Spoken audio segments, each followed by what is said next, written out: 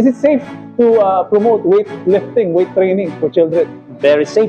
Oh, yun, coming from a seasoned trainer, para sa amin, it's very safe. Bago benefits, No. yung meats muna. Kasi yung parents, Oh, hindi nalalaki yung anak ko pag pinag-weights ko. Yun yung very common. Diba? Diba? So, sabi ko nga, ilang taon na tayo sa gym nag-work. Diba? Nakita na natin yung mga kabataan na at their young age, nag-lift na ng weights. At ngayon, makikita mo, very strong sila at ang lalaki. It doesn't impede growth po. Yan.